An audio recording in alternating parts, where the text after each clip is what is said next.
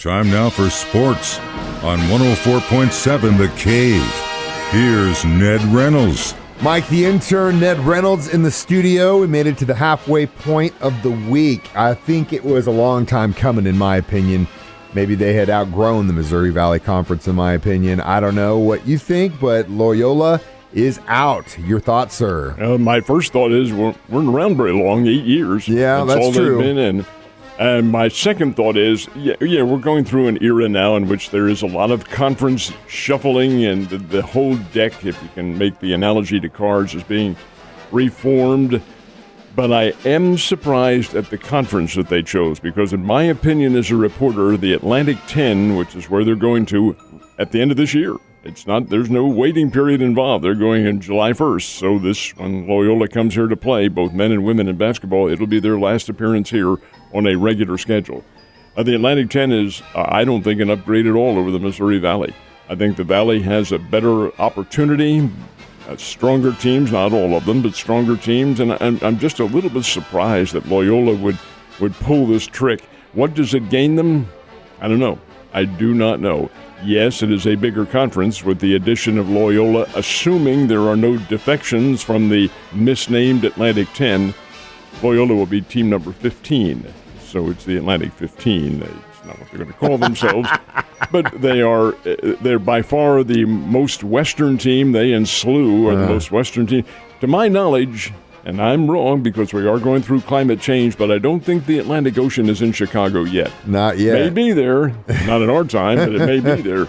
But I'm just puzzled at that move. I'll find out a little bit more about it today. Yeah, that was the thing. I can see them. I can see why they want to get out of the Valley, but at the same time, not seeing why they would go. It's like a lateral move. Almost. Why would you want to get out of the Valley when you have a chance to be in the NCAA every year? You have a strong program. Yes, you just lost your coach to Oklahoma, Porter Mosier, who's a very good coach, and you lost a bulk of your team. But so what? You rebuild. That's part of college athletics. Program.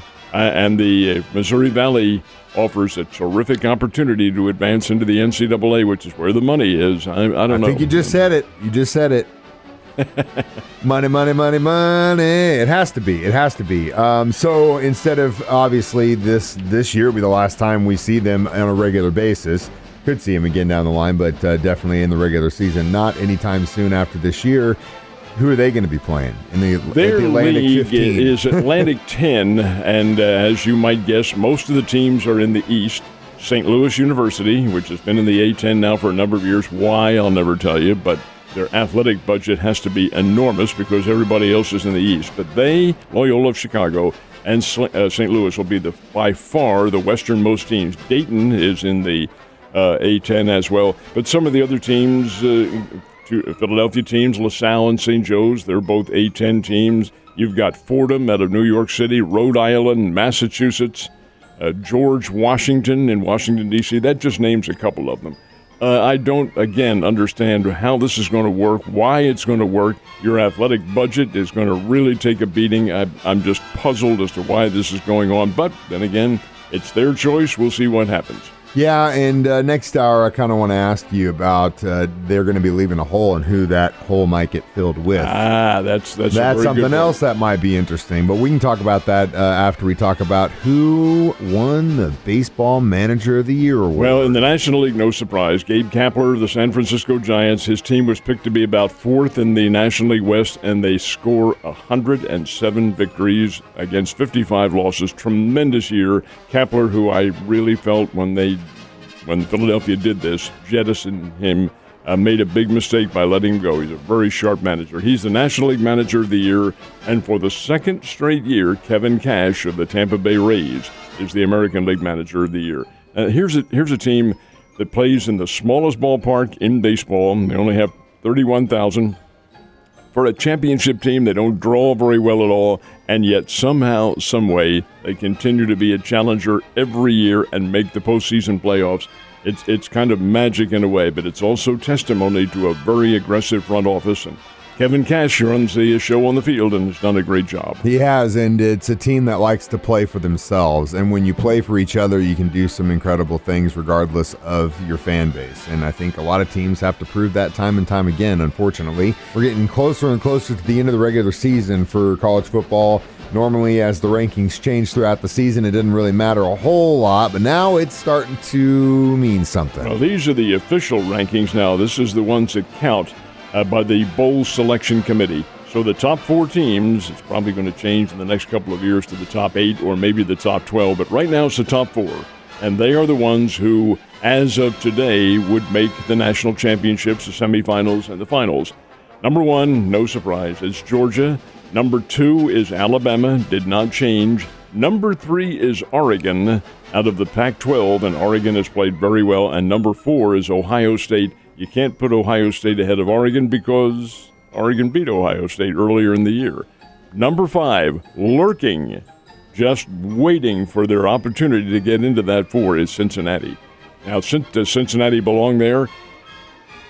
It's a prejudicial statement on my part. They come from the conference that my school is in, the American Athletic Conference. Have they played the toughest schedule in the world? No, they have not. Do they have a significant victory? Yes. They beat Notre Dame in South Bend, and Cincinnati is a very, very good football team. But do they belong with the Alabamas and the Georgias? Well, that's subjective. Maybe they do. But right now, they're one spot away from moving into that number 4 position, or number 3, whatever it happens to be. And those ratings do change. They'll change again significantly here in the next couple of weeks.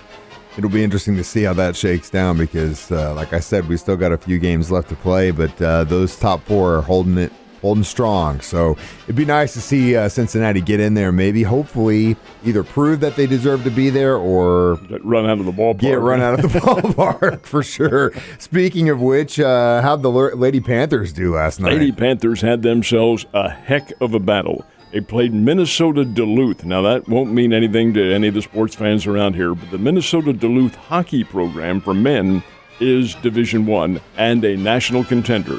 Their women's basketball team is Division II and number 18 in America, and they are very, very, very good. They gave Drury all sorts of problems last night. Drury wins the game. Lady Panthers win it 65-58. Pulled away with foul shots down the stretch, which is going to happen when you're playing in Springfield or on a home court. Not saying anything at all, but it helps to play on somebody else's home court. And the fact is that the Drury team is very good. They're number 2 in America. So Drury gets the win 65-58 over Minnesota Duluth. And at halftime, 2 of Drury Lady Panthers' all-time greats, Heidi Distelkamp and Deja Bernard, they had their jerseys retired. And that was great for the crowd, great for those kids, and congratulations. They had a pretty good crowd in there last night. Fair. It was fair. Nice. For a Tuesday night, that's good. Now, we talked about this yesterday, the exit of Loyola from the Missouri Valley Conference. That's going to leave a hole.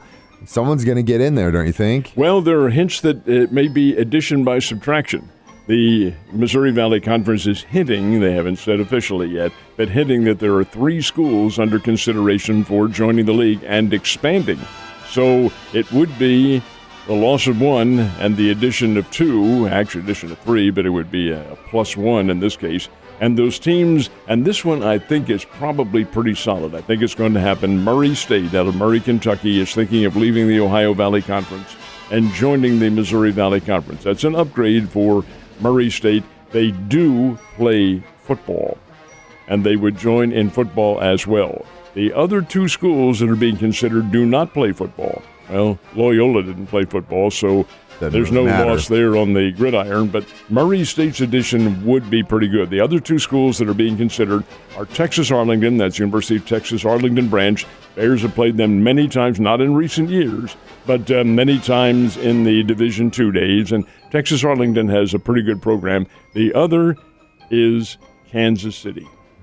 Now, I said Kansas City, it used to be called UMKC. Yeah. It is not anymore. It's now Kansas City, and all they did was beat Mizzou the other night.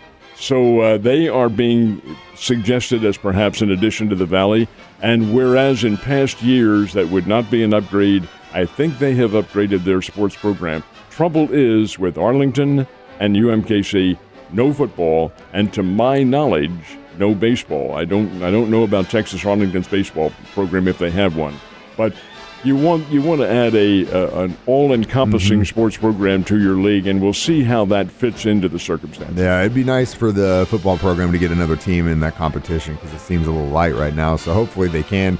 But we'll see. Ned, you have a wonderful Wednesday, sir. You, sir.